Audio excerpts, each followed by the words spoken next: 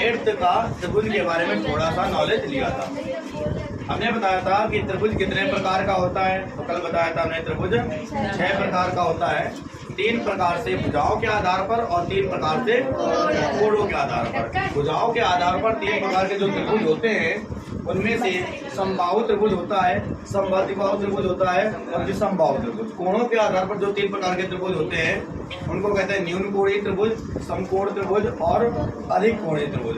ये 6 प्रकार के कुछ त्रिभुज हमने बताए थे। और हमने ये बताया था कि आज के हम इस लेक्चर में हम तुम्हें बताएंगे कि क्लास 9th में जो हम पढ़ते हैं सर्वांग समता वो क्या थी। उसके बाद हम 10th का पढ़ेंगे, जिससे हमें पूरी तरीके से अच्छे से समझ में आए। तो चलो आज हम पढ़ते हैं सर्वांग समता नियम वास्तव में क्या है।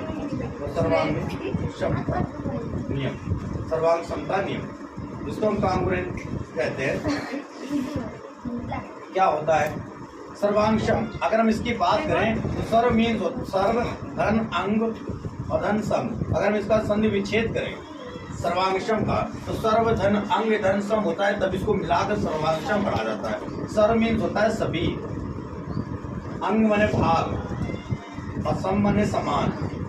मतलब कोई दो आकृतियां जिनके सभी भाग समान होते हैं उनको हम सर्वांगसम कहते हैं। जैसे अगर हमारे पास एक ये त्रिभुज दे दिया गया और एक ये दूसरा त्रिभुज दे दिया गया, ये पहला त्रिभुज ए और ये बी और ये सी, ये डी और ये ई और ये एफ। अगर तुमसे हम ये कहें कि जो ए बी भुजा है वो बराबर है डी ई के, जो ये बी सी भुजा है वो बराबर है ई एफ के, और जो ये ए सी भुजा है वो बराबर है डी एफ के।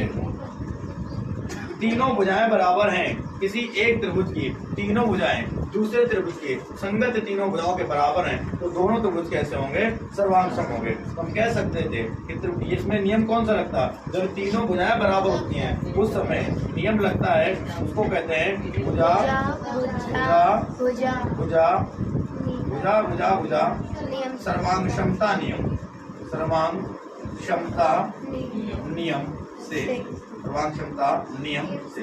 मतलब जब किसी एक त्रिभुज की 3 भुजाएं किसी दूसरे त्रिभुज के संगत तीनों भुजाओं के बराबर होती हैं तो वहां पर भुजा भुजा भुजा सर्वांगसमता नियम लगता है। या फिर इसको शॉर्टकट में भुजा को हम साइड बोलते हैं, S S S S S S rule कहते हैं। S S S side side rule, side side side rule से कह सकते हैं कौन सा त्रिभुज?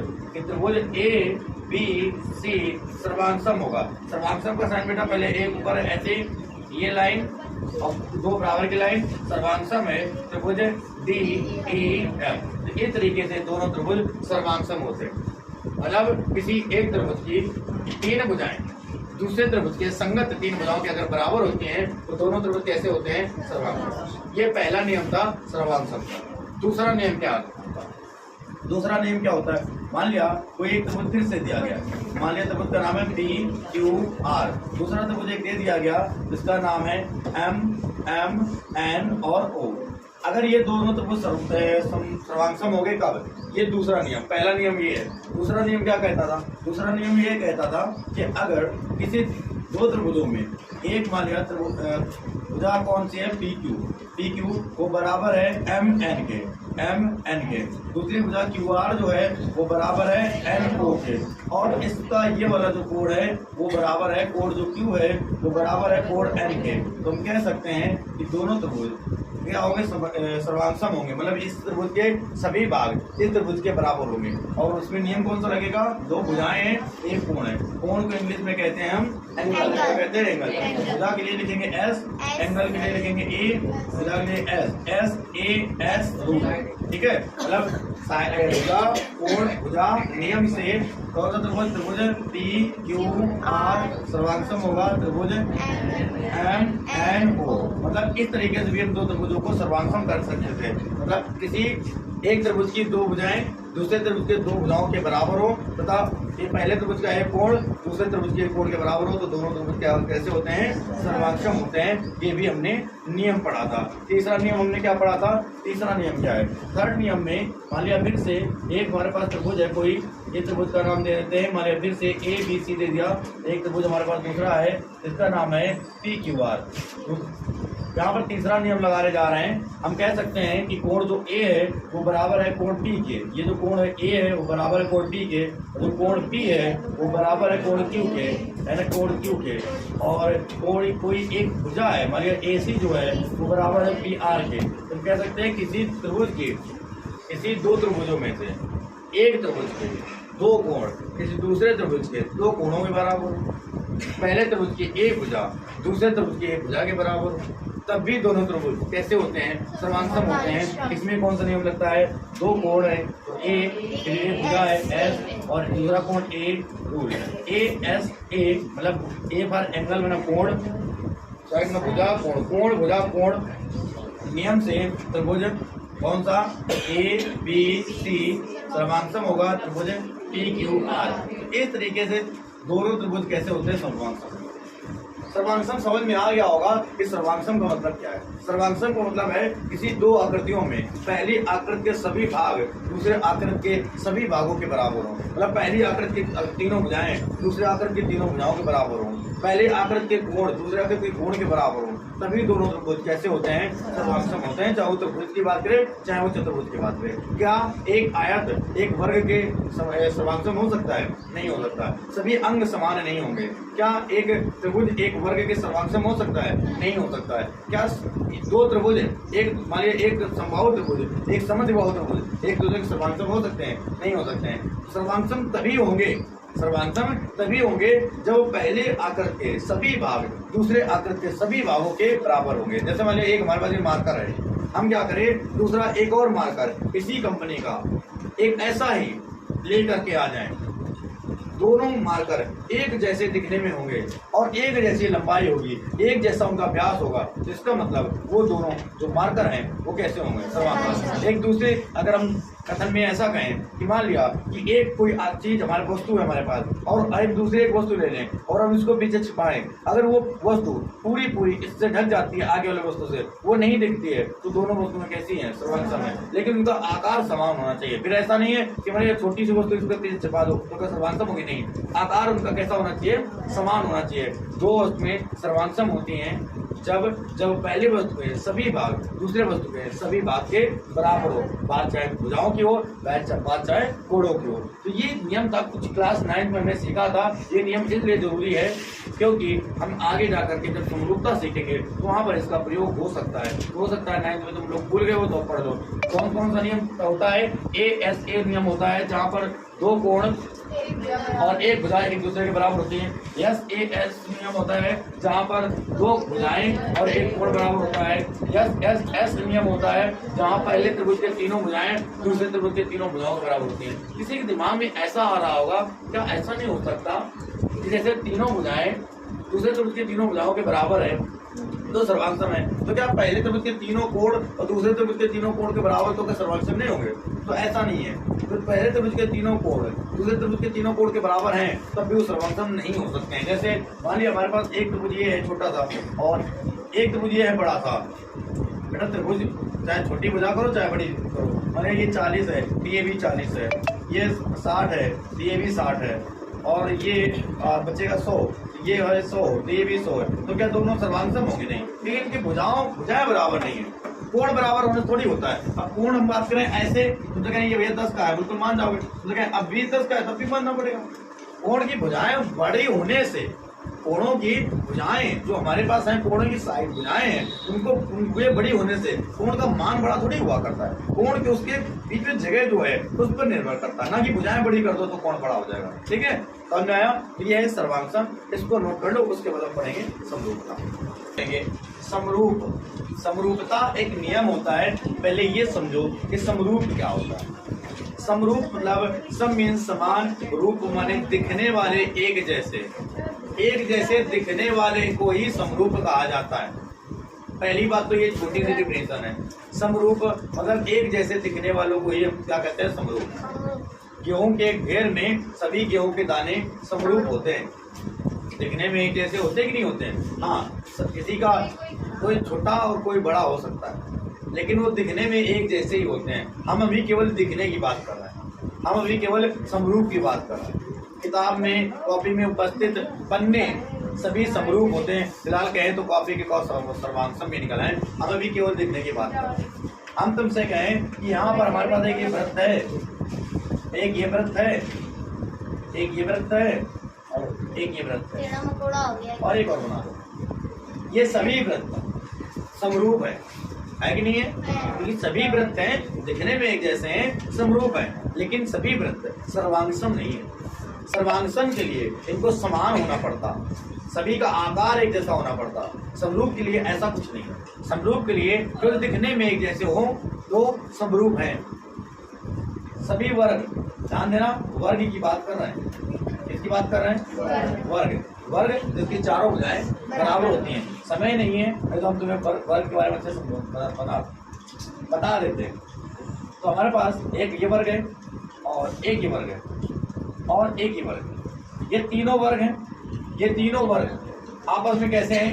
समरूप हैं। सभी तीनों वर्ग आपस में समरूप है, लेकिन सर्वांगसम नहीं है। सर्वांगसम तब होते जब उनकी भुजाएं भी बराबर हो। समरूप हैं, वर्ग हैं, बस समरूप है। भुजाएं कितनी बड़ी हैं, छोटी हैं, कोई फर्क नहीं पड़ता, दिखने में एक जैसे हैं, इसलिए समरूप है। एक ये त्रिभुज ले लिया मैंने।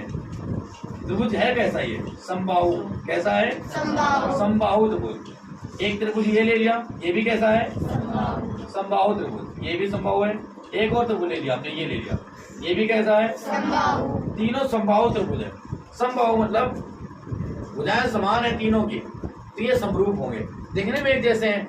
क्या एक समबाहु त्रिभुज, एक समद्विबाहु त्रिभुज समरूप हो सकता है?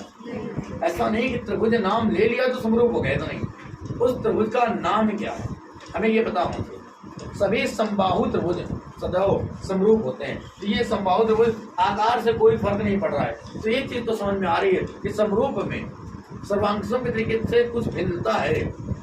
सर्वांगसम में आकार समान होना चाहिए था, इसलिए उसका जो साइन था, सिंबल था, सर्वांगसम में बराबर करता है यहाँ पर। क्यों? क्योंकि इसमें आकार का बराबर होना निश्चित था।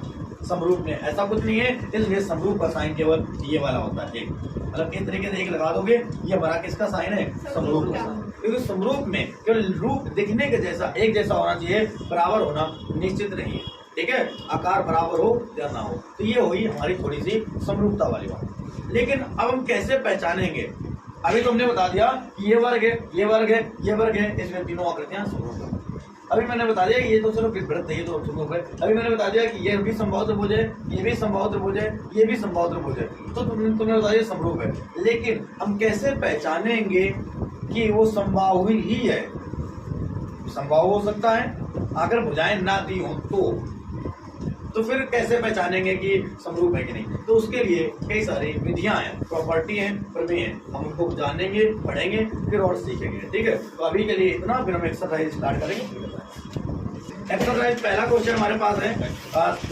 पहला क्वेश्चन में कुछ रिक्त स्थान भरने हैं। अभी हमने अच्छे समझा दिया है। अब तुम सभी लोग अपने अपने किताब पर नजर डालो, जब क्वेश्चन पढ़ें उसका आंसर तुमसे पूछेंगे तो बताओगे। पहला क्वेश्चन में दिया गया है, कोष्टकों में दिए शब्दों में से सही शब्दों का प्रयोग करते हुए रिक्त स्थानों को भरो। ठीक है, पहला क्वेश्चन का सभी वृत्त डॉट डॉट डॉट है होते हैं, ब्रैकेट में लिखा है सर्वांगसम या फिर समरूप। समरूप होते हैं। मैंने बताया कि सभी वृत्त कैसे होते हैं? दूसरा क्वेश्चन है, सभी वर्ग डॉट डॉट डॉट होते हैं समरूप या फिर सर्वांगसम? समरूप। तीसरा क्वेश्चन है, सभी डॉट डॉट डॉट त्रिभुज समरूप होते हैं। कौन से? समद्विबाहु या फिर समबाहु? समबाहु। तीनों के तीनों क्वेश्चन तुम्हारे यहाँ से रिलेटेड हो गए। चौथा क्वेश्चन है, भुजाओं की समान संख्या वाले दो बहुभुज समरूप होते हैं यदि उनके संगत कोण कैसे हो? बराबर हो तथा उनकी संगत भुजाएं समानुपाती हो। कैसी हो? संगत भुजाएं समानुपाती हो तो वो समरूप होते हैं। क्वेश्चन नंबर सेकेंड में लिखा है, निम्नलिखित युग्मों में के दो भिन्न भिन्न उदाहरण दीजिए। पहले नंबर में लिखा है समरूप आकृतियां। समरूप आकृतियों को उदाहरण देना है तो ये दो दे देना, वृत्त और वर्ग। वृत्त हमेशा समरूप होते हैं, वर्ग हमेशा समरूप होते हैं। और फिर उसने दूसरा बोला कि ऐसी आकृतियां जो समरूप नहीं है, अरे दे देना भाई, एक वर्ग दे देना, एक त्रिभुज दे देना, समरूप नहीं है। कुछ भी दे सकते हो अलग अलग, समरूप नहीं होना चाहिए। ठीक है, फिर उसके बाद अगला क्वेश्चन है, क्वेश्चन नंबर थर्ड, बताइए कि निम्नलिखित चतुर्भुज समरूप है या नहीं है। तो तुम्हारे चित्र में छपा हुआ है एक वर्ग है और एक समचतुर्भुज है, तो ये समरूप कैसे हो सकते हैं? जबकि हमें पता है सभी वर्ग समरूप होते हैं, एक वर्ग और एक समचतुर्भुज समरूप नहीं हो सकते हैं, तो ये समरूप नहीं है। फिर उसके बाद क्वेश्चन एक्सरसाइज 7.2 आती है, उससे पहले हम प्रमेय करेंगे। ठीक है, देखो यहाँ पर तुम्हारे पेज नंबर 133 में एक प्रमेय नहीं, एक लाइन है, कुछ लर्न करने लोग है। भुजाओं की समान संख्या वाले दो बहुभुज समरूप होते हैं। भुजाओं की समान संख्या मतलब दो बहुभुज ऐसे होने चाहिए जिनमें भुजाओं की संख्या समान हो। मान लिया कि ये त्रिभुज हमारे पास है, कितनी भुजाएं हैं? तो एक दूसरा भी त्रिभुज होना चाहिए, उसमें भी 3 भुजाएं समान संख्या वाले। या तो पहला वाला एक चतुर्भुज है तो दूसरा भी क्या होना चाहिए? भुजाओं में समान संख्या होनी चाहिए। फिर आगे क्या उन्होंने बोला है? यदि उनके संगत कोण बराबर हो। भैया ये कोण 60 है, ये भी कोण, ये कोण 50 है, ये भी कोण, ये कोण कितना बचेगा? 6 5 10 हो गया 70। तो ये दोनों त्रिभुज कैसे होंगे? समरूप। मतलब उन्होंने बोला है कि अगर किसी बहुभुज की भुजाओं की संख्या समान है और उनके संगत कोण भी बराबर है तो दोनों त्रिभुज कैसे होते हैं?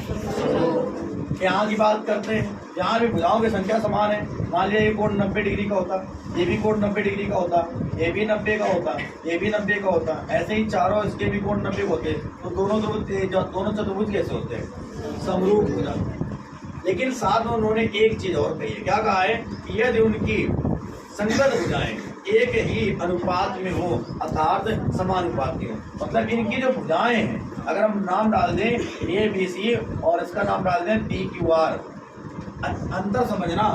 सर्वांग समता में, सर्वांग सम नियम में ये बोला था कि भुजाएं बराबर होनी चाहिए। यहाँ बोला ही नहीं कि भुजाएं बराबर होना चाहिए, यहाँ बोला है भुजाओं का अनुपात बराबर होना चाहिए। कैसे?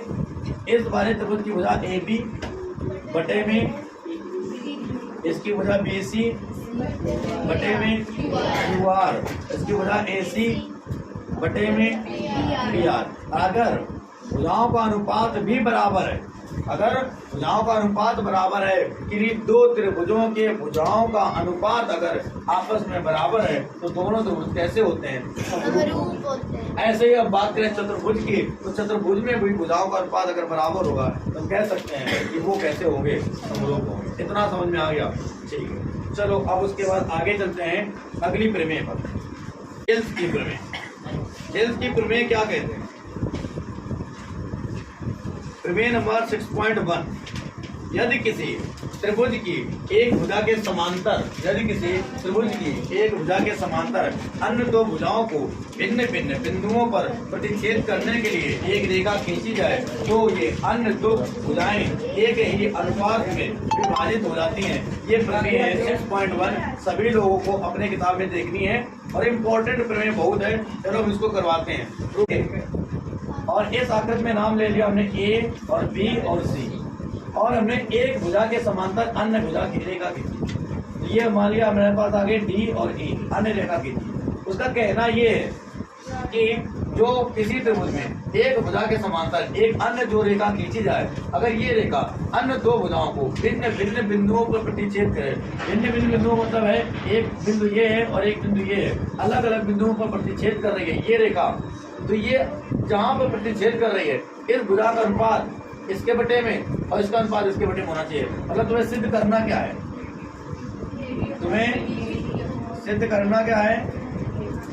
AD बटे में DB बराबर AE बटे में AC, ये तुम्हें सिद्ध करना है। और दिया क्या है तुम्हें? दिया क्या है? दिया है कि DE समांतर है किसके? ये दोनों भुजाएं आपस में एक दूसरे के समांतर हैं। चलो हम प्रूव करते हैं। इसको प्रूव करने से पहले अभी हम तुम्हें कुछ और सिखाना चाहते हैं। हमें तुमसे पूछना चाहते हैं कि भैया बताओ त्रिभुज का क्षेत्रफल क्या होता है? त्रिभुज का क्षेत्रफल कोई बताएगा?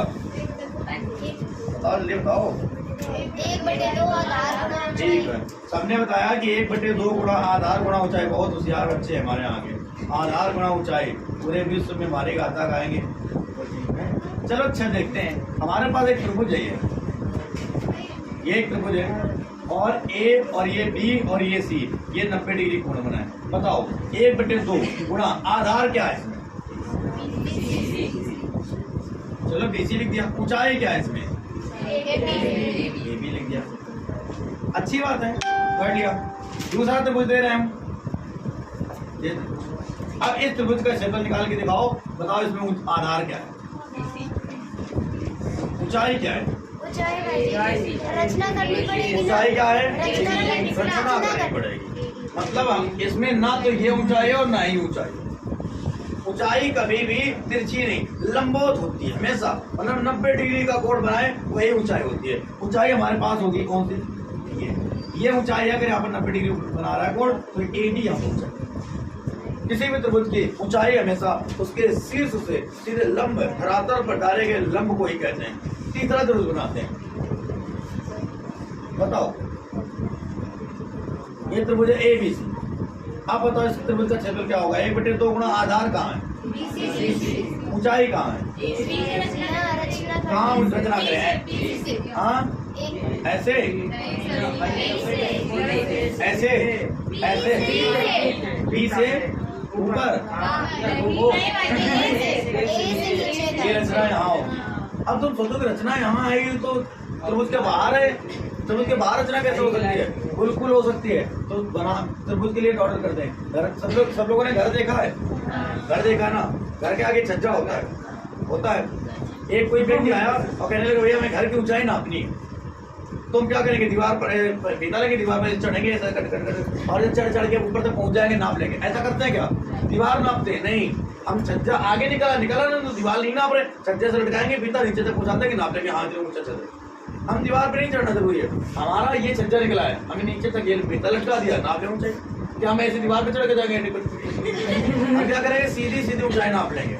यही ऊंचाई होती है। ये क्यों बता रहे हैं? अभी जरूरत पड़ेगी आगे। नहीं तुम सोचो कि त्रिभुज के बाहर भी ऊंचाई हो सकती है, बिल्कुल हो सकती है। ये ऊंचाई इस त्रिभुज के बाहर साइड, समझ में आया?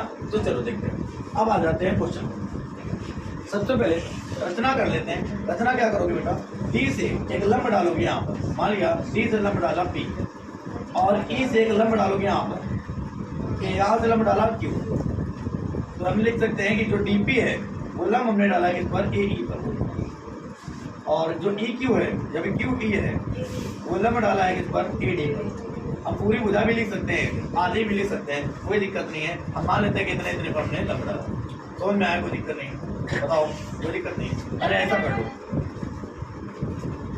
चलो ठीक है। अब उसके बाद एक और रचना करो। D से C को मिलाओ, D को C से मिलाया, और क्या किया? B से E को मिला दिया, B को E से मिलाया। अब देखो ये क्या बन गया? ये बन गया दीपावली में तो बनाई जाती है रंगोली, बनाने की जरूरत नहीं, रंगोली बन गई। चलो देखते हैं अब क्वेश्चन को कहाँ से करेंगे। अगला ऊपर बाती बना दे तो अनार बन जाएगा दीपावली में। बहुत सही, बढ़िया है। ठीक है, एक ऐसी सीढ़ी भी होती है जब इसका। तो हम सबसे पहले हम लिखेंगे त्रिभुज ADE का क्षेत्रफल, लेकिन उस समय आधार लेंगे हम AD। ध्यान रखना, ऐसे लिखेंगे त्रिभुज ADE का क्षेत्रफल। आधार क्या होता? फॉर्मूला 1/2 गुणा आधार गुणा ऊंचाई। आधार लेंगे हम AD, कौन सा आधार लेंगे? गुणा ऊंचाई हम लेंगे कौन सी? लंब ऊंचाई होनी चाहिए, तो Q और E ऊंचाई हो जाएगी। ध्यान देना अच्छे से। हमने त्रिभुज ADE का क्षेत्रफल निकाला है और आधार लिया AD, तो हमेशा ऊंचाई आधार पर ही होना चाहिए। तो आधार पर लंब कौन सी है? ये QE है। सभी का नंबर इसको हमने A का। अब हम त्रिभुज लेंगे, त्रिभुज BDE, त्रिभुज BDE का क्षेत्रफल। तो फॉर्मूला वही लगेगा 1/2 और आधार लेंगे DB, ऊंचाई फिर से वही लेंगे, कौन सा? QE। अब तुम्हें यहाँ पर समझ में आएगा एक चीज। क्या समझ में आया? देखो ये जो त्रिभुज था BDE जो त्रिभुज था, ये एक अधिक कोण त्रिभुज। बेटा D और P नहीं ले सकते, क्यों? जब हम ऐसा त्रिभुज लेते हैं तो जो ये लंब होता है आधार पर ही लंब होना चाहिए, वही लंब लेते हैं। अगर तुमसे कहें क्या अगर तुमसे कहें फार्मूला लगा 1/2 गुणा आधार ये लिख लिया और लंब ऐसा पड़ा हो, लंब ये लिख लिया तो क्या चलेगा? वही लंब लेते हैं जो उसके आधार पर हो। यहाँ पर आधार हमने क्या लिया है? AD, तो लंब क्या लेना पड़ेगा? कोई दिक्कत। यहाँ पर आधार क्या लिया है? BD, तो इसके सामने लंब, क्योंकि अधिक कोण से मुझे वो वाला है जो मैंने ऐसे बनाया था इस तरह, यहाँ बाहर लंब पड़ा, कोई दिक्कत नहीं, ठीक है। तो इस तरीके से हमें समझना पड़ेगा। अब हम क्या लिखेंगे? यहाँ पर हम समीकरण 1 व 2 को भाग कर दें। हम क्या लिखेंगे? दिखाई पड़ रहा है क्या? दिखाई पड़ रहा है? नहीं दिखाई पड़ रहा है? कोई बात नहीं, यहाँ लिखो समीकरण नंबर 1 डिवाइड बाई 1 और 2 से डिवाइड करेंगे। इधर हमारे पास क्या है बेटा? त्रिभुज ADE का क्षेत्र बटे में नीचे क्या है? त्रिभुज BDE का क्षेत्रफल बराबर इधर क्या है? 1/2 गुणा AD गुणा में QE बटे में इधर भी क्या है? 1/2 गुणा DB गुणा में QE। 1/2 से 1/2 कैंसिल, QE से QE कैंसिल। त्रिभुज ADE का क्षेत्रफल बटे में त्रिभुज BDE का क्षेत्रफल बराबर में यहाँ तक AD बटे में DB। ये समीकरण नंबर 3 डाल। अब फिर से अब हमने इस लाइन की तरफ गए, क्यों? क्योंकि हमें प्रूफ क्या करना है? इसके बटे में ये। अब हम उधर चले AE बटे में EC, तो उधर करने के लिए फिर से ऊपर वाला त्रिभुज लेंगे। फिर से पुनः कौन सा त्रिभुज? त्रिभुज A इधर से नाम AED, त्रिभुज AED का अरे वही लिखो ADE का क्षेत्रफल, ADE का फार्मूला क्या लगेगा? 1/2 गुणा आधार। अब की बार आधार लेंगे कौन सा? तो ऊंचाई कौन सी लेनी पड़ेगी? इस आधार पर कौन से? DB। समीकरण नंबर 3 के बाद समीकरण में इतने ज्यादा पढ़े टेंशन ना लें, क्योंकि समीकरण इसलिए डालना है तुम्हें आसान है समझना, ठीक है। फिर त्रिभुज नीचे वाला कौन सा? DEC, त्रिभुज DEC का फिर से फार्मूला 1/2 गुणा आधार। आधार कौन सा है? गुणा में ऊंचाई। इस पे ऊंचाई कौन सी होगी? वही DB, क्योंकि भैया इस त्रिभुज अधिक कोण त्रिभुज है, जिसके ऊपर ऐसे पड़ेगी ऊंचाई सीधी सीधी, तो क्या हो जाएगा? DB। समीकरण नंबर 5 क्या करेंगे? समीकरण नंबर 4 से डिवाइड बाई 5 भाग करेंगे। इधर में लिखा त्रिभुज ADE का क्षेत्रफल और बटे में त्रिभुज DEC का क्षेत्रफल बराबर 1/2 गुणा AE गुणा में DP बटे में 1/2 गुणा EC गुणा में DP। यहाँ से कैंसिल, DP कैंसिल। त्रिभुज ADE का क्षेत्रफल बटे में त्रिभुज DEC का क्षेत्रफल बराबर में AE बटे में EC। इसको अभी यहाँ पर छोड़ो थोड़ी देर। अब एक प्रमेय है जो कक्षा 9 में क्या है? दो समांतर रेखाओं तथा एक ही आधार के मध्य उपस्थित है फिर स्थित दो त्रिभुजों का क्षेत्रफल सदैव समान होता है। कैसे? अगर दो हमारे पास कोई समांतर रेखा है और इन समांतर रेखाओं से एक ऐसा त्रिभुज बना दिया जाए, ये आधार है, दोनों समांतर रेखाएं हैं, एक ये आधार है, और यहाँ से एक त्रिभुज ऐसा बना दिया जाए। देखो दोनों का आधार एक ही हो गया, ये आधार इस वाले त्रिभुज का भी है और उसका भी है, आधार दोनों का समान हो गया, और दोनों त्रिभुज एक ही समांतर रेखाओं के बीच स्थित भी हैं, तो ऐसे कंडीशन में दोनों त्रिभुजों का क्षेत्रफल समान होता है। ये कक्षा 9 के ऊपर में है। तो हम इस जगह पे देखें, ये दोनों जो DE है वो समांतर है BC के, जो DE है वो समांतर है और DE, तो आएगा आधार DE ले लिया तो कौन सा होगा? एक त्रिभुज हो जाएगा हमारे पास BDE, एक त्रिभुज BDE, दूसरा कौन सा है? CDE। तो ये दोनों त्रिभुजों का क्या क्षेत्रफल कैसा होगा? बराबर होगा। तो हम कह सकते हैं एक तो होगा हमारे पास DEC, जैसे लिखेंगे त्रिभुज DEC का क्षेत्रफल बराबर होगा किसके? त्रिभुज BDE का क्षेत्रफल, त्रिभुज BDE का क्षेत्रफल अभी मैंने बताया क्यों बराबर होगा, क्योंकि अगर दो समांतर रेखाओं तथा एक ही समान आधार पर उपस्थित दो त्रिभुज होते हैं तो उनका क्षेत्रफल कैसा होता है, बराबर। फिर समझो, यहाँ पर समांतर रेखाएं कौन सी है, BC और DE। समान आधार कौन सा है, DE।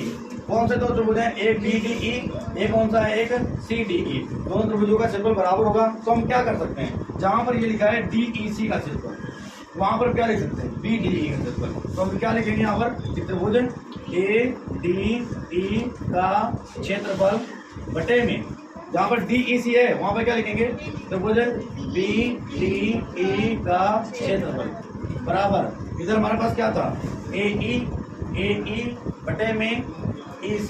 ये कौन सा समीकरण बन गया, 5 के बाद समीकरण नंबर 6। अब लिख दो, देखो समीकरण नंबर 3 व 6 से, वो समीकरण नंबर 3 क्वेश्चन नंबर 3 एंड 6। देखो थर्ड में अगर ध्यान से देखो, थर्ड देखो ध्यान से, त्रिभुज ADE का क्षेत्रफल बटे में त्रिभुज BDE का क्षेत्रफल। यहाँ देखो त्रिभुज ADE का क्षेत्रफल बटे में BDE का क्षेत्रफल। एक पार्ट दोनों समीकरणों का एक भाग बराबर है, और ऐसा हमने बहुत बार किया है। कोई दो समीकरण हो, उनका अगर एक भाग बराबर हो तो दूसरा भाग कैसा हो जाता है, बराबर। तो हम कह सकते हैं कि यहाँ से AD बटे में DB बराबर, वहां क्या आ जाएगा, AE बटे में EC। ये हमारा क्या हो जाएगा, रूप। नहीं समझ में आया क्या?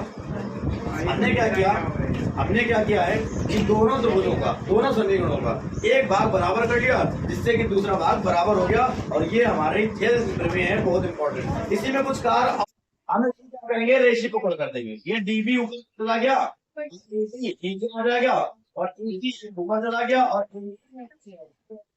अभी हमने एक चीज तो देखी कि अगर ये दोनों भुजाएं समांतर है तो ये भुजाओं का अनुपात कैसा होता है, AD बटे में DB बराबर AE बटे में EC होता है। अभी हम एक चीज और प्रूव करने वाले, हमने इनको पलट लिया। अब दोनों बच्चों एक जोड़ेंगे, DB AD +1 बराबर में EC बटे में AE +1। ध्यान करो इसको, DB प्लस AD का गुणा कराएंगे, क्या आ जाएगा, AD बटे में AD। इसको EC प्लस में E को गुणा कराएंगे तो E बटे में कितना आ जाएगा, AE।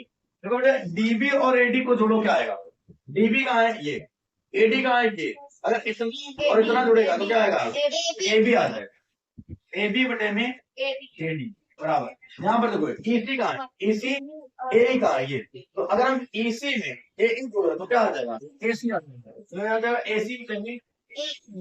अब इसको पलटेंगे, क्या आ जाएगा, AD बटे में AB बराबर। यहाँ से प्रूफ होता है, तो क्या प्रूफ, AD कहाँ है बटे में AB क्या है, मतलब इस छोटे वाले त्रिभुज की भुजा बटे में पूरे बड़े वाले त्रिभुज की भुजा बराबर छोटे वाले त्रिभुज की भुजा बटे में पूरे बड़े वाले त्रिभुज। मतलब ये अगर हम कह सकते हैं यहाँ पे कि अगर हमारे पास कोई इस तरीके से दो त्रिभुज दिए हैं, ये वाला त्रिभुज एक और एक ये वाला त्रिभुज, और बोल दिया जाए कि ये भुजा इसके समांतर है, तो हम तुरंत कह देंगे ये छोटा वाला त्रिभुज एक पूरा बड़ा वाला त्रिभुज समभुज। कह सकते हैं कि नहीं, ये भुजा अगर इसके समांतर है तो ये छोटा वाला त्रिभुज पूरा बड़ा वाला त्रिभुज क्या होगा, होगा। या फिर मैं कैसे कर सकते हैं, ये भुजा का अनुपात बड़े वाले भुजा के अनुपात बराबर इसके अनुपात बड़े वाले भुजा के अनुपात वन। इस कुछ भी हम बोथ साइड ऐड कर सकते हैं ना, राइट। एक समीकरण का मतलब ये है कि हम दोनों तरफ कुछ भी ऐड कर सकते हैं, चाहो तो इधर लेके मतलब हमने कोई परिवर्तन नहीं किया है, वन ऐड इसलिए किया है क्योंकि हमें ये पूरी बड़ी भुजा है। अभी हमने इतना बड़े में इतना निकाला था, अब हम कितना बड़े में पूरा निकालना चाहते हैं, इसलिए ठीक नोट कर लो। ये बहुत इंपॉर्टेंट है, नोट करो।